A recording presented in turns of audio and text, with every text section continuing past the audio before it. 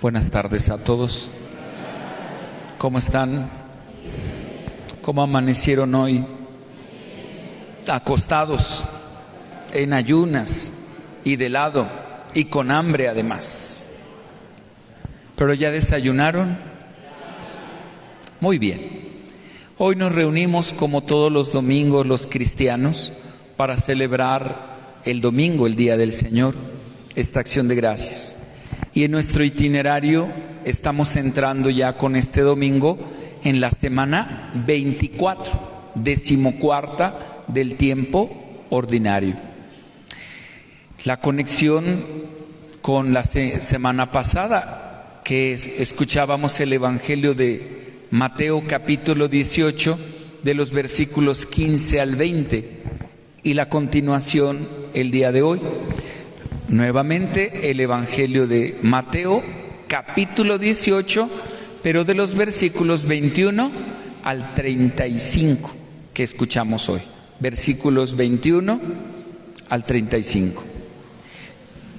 La palabra de Dios hoy tiene una introducción, una parábola que está dividida en 3 partes y una conclusión.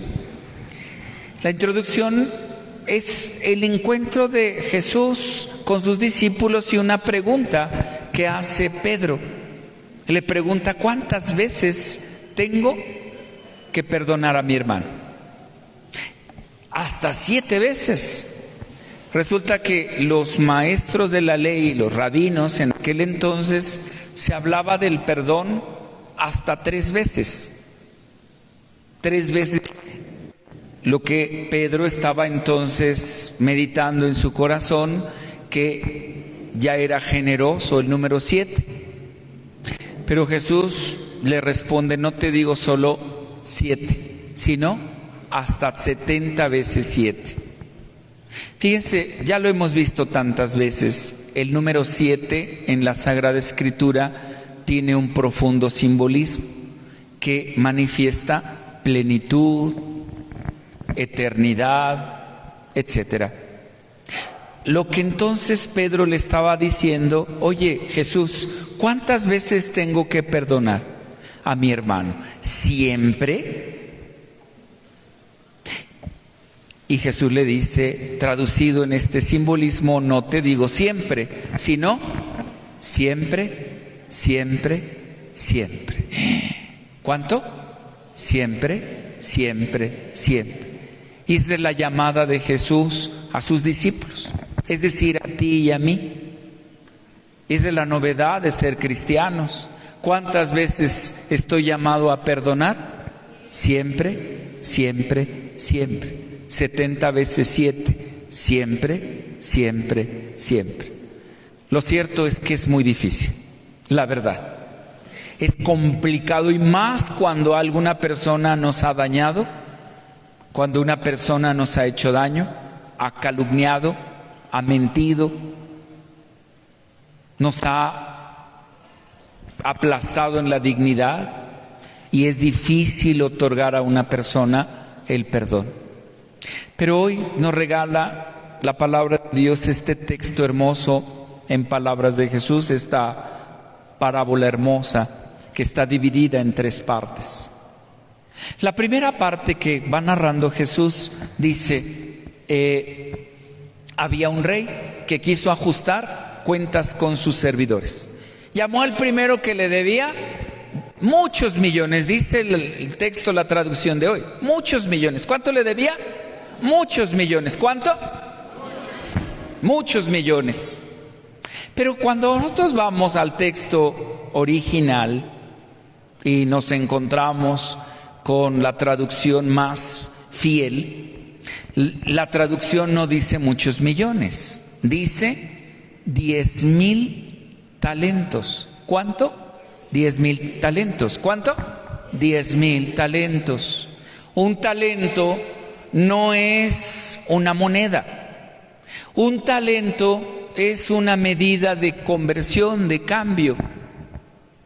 En los tiempos de Jesús, según este historiador Flavio Josefo, un talento aproximadamente, dependiendo la región, Un talento equivalía a, fíjense, a 58.9 kilogramos de oro.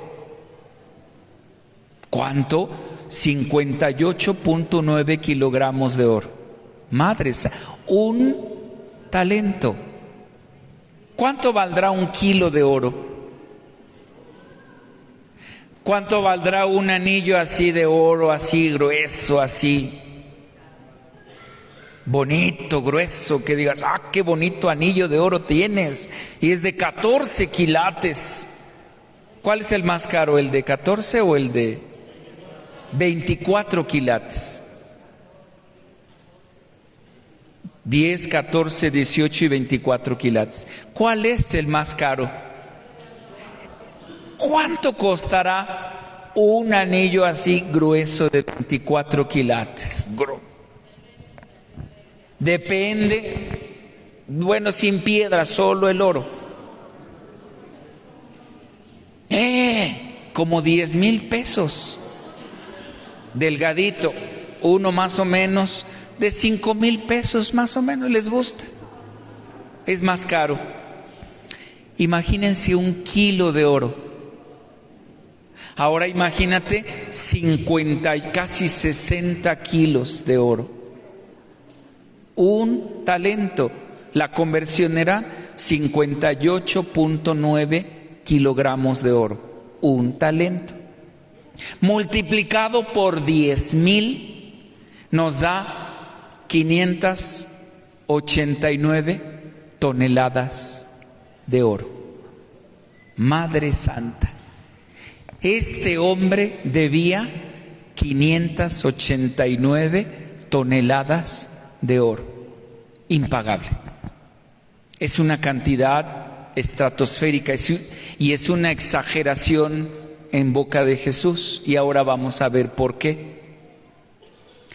Dice el texto que este hombre debía 589 toneladas de oro. Impagable. No tenía con qué pagar. No había modo de pagar.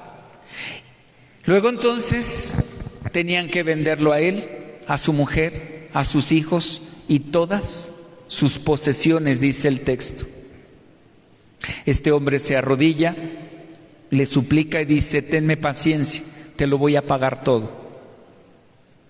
El texto hace referencia que el rey tuvo compasión, depende de la traducción, tuvo compasión, lástima, pero en el texto original dice explagnizomai, es decir, se le compungieron en el estómago las vísceras al ver a aquel hombre humillado, arrodillado, que no tenía para pagar 589 toneladas de oro.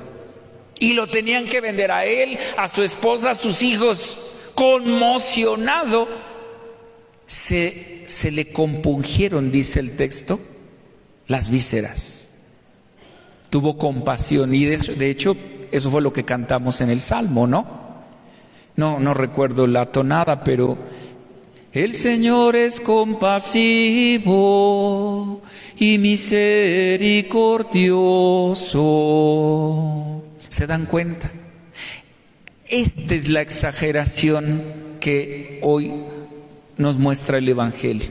No quiere decir en sí la deuda, sino la capacidad que el rey tuvo para perdonarle. La capacidad. El rey, por supuesto, es Dios. La capacidad que tuvo de perdonar la deuda. Eso es lo que quiere mostrar el Evangelio.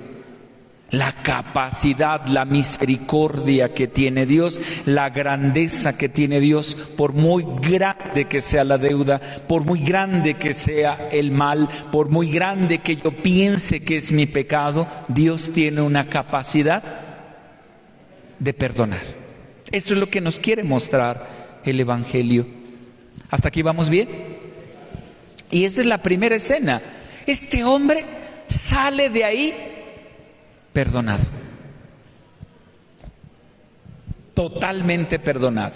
Debía 589 toneladas de oro y salió de ahí perdonado.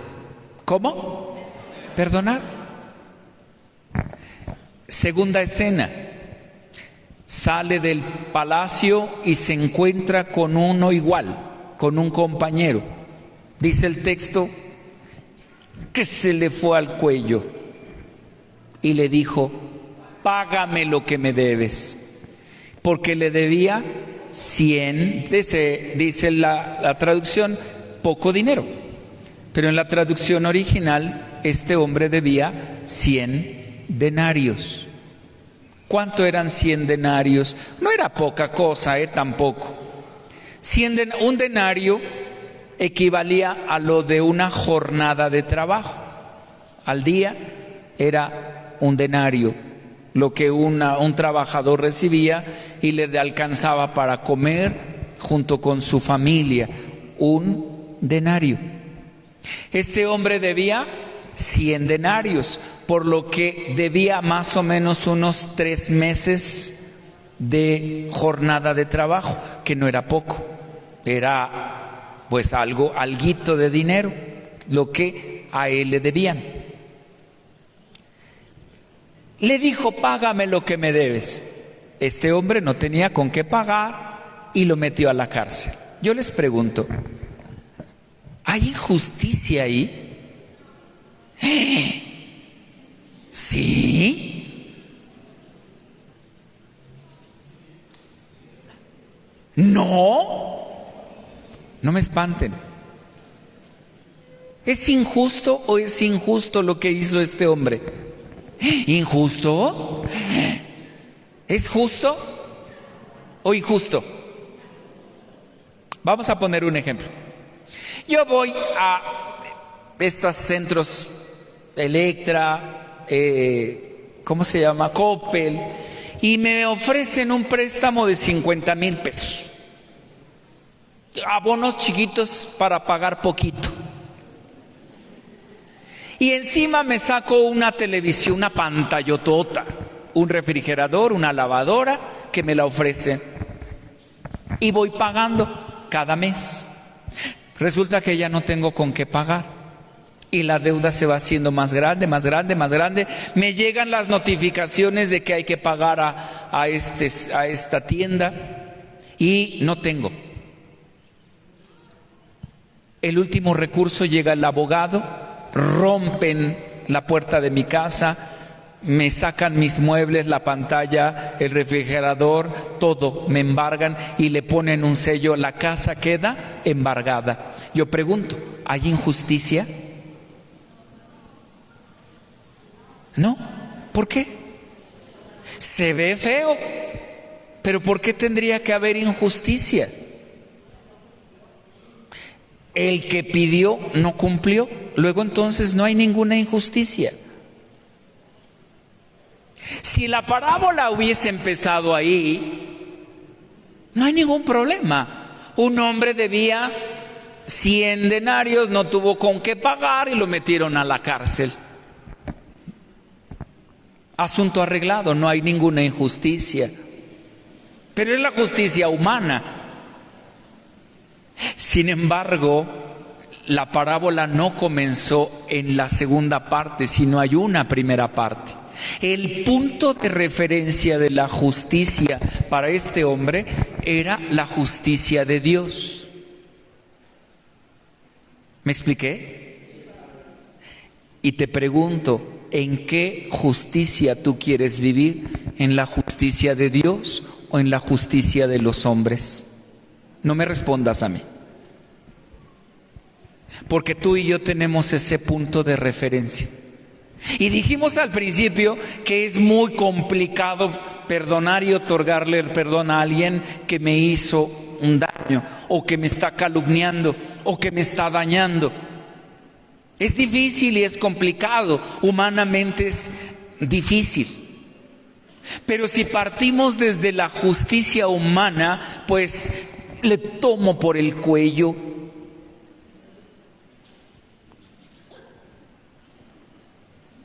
Le tomo por el cuello y que se pudra el infeliz. lo refundo. Ese es lo humano posible. Y cuando ya no se puede restituir, no sé, la buena fama, o no se puede restituir el bien, y nos queda la justicia, ya ni siquiera se puede hacer justicia, solo nos queda la venganza, el mundo dirá, hazlo, que se pudra. Húndelo en lo más hondo al desgraciado. Tómalo por el cuello y húndelo. Sí, pero el punto de referencia, Jesús resulta que nos narra una primera parte. Sin esa primera parte, lo demás es, alguien pudiera decir, es sensacional, la venganza, la dulce vendetta, dirían los italianos. Pero la primera referencia, le perdonó 10,000 talentos, 589 toneladas de oro. Tercera parte de la parábola. Los compañeros indignados fueron a decirle al rey, y el rey lo mandó a llamar. A ver, ven acá. ¿No te arrodillaste y no me suplicaste? ¿No venías a misa todos los domingos? ¿No te confesabas? ¿No pedías perdón? ¿No debiste de haber hecho lo mismo? ¿No tuviste un punto de referencia? ¿Se te olvidó? Y dice el texto, y en pocos textos del Nuevo Testamento escuchamos esta expresión, y el Señor encolerizado, válgame el cielo. Pocas veces en el Nuevo Testamento escuchamos esta expresión. ¿Qué le encoleriza al Señor? Que se me haya olvidado lo que misericordioso que Él ha sido conmigo. Eso es lo que le encoleriza al Señor. Y el no valorar la misericordia en mi vida y tratar a los demás con el puntapié. ¿Me expliqué? Así es que hoy, si hacemos un análisis, sí es difícil perdonar, muy difícil, sobre todo cuando alguien nos ha hecho algo un mal muy grande. Pero si leemos la parábola, el punto de referencia se remite al Señor. ¿Qué injusticia ya hay cuando alguien cobra algo y si no hay, pues te meto a la cárcel? Pues ninguna.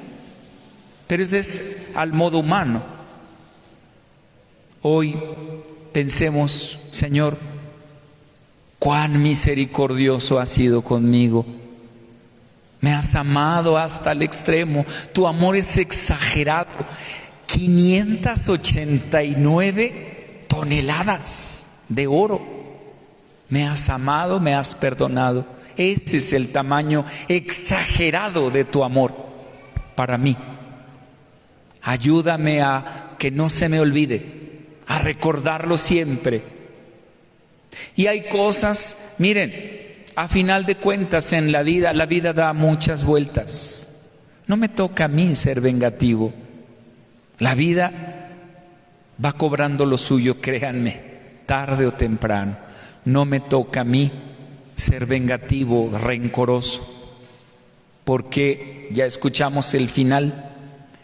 El Señor nos llama entonces a ser misericordiosos como Él lo ha sido con nosotros. ¿Quedó clarísimo? Que el Señor ilumine nuestra mente y nuestro corazón para comprender la palabra de Dios y ponerla en práctica en nuestra vida, y que la intercesión de María siempre nos acompañe. Que así sea.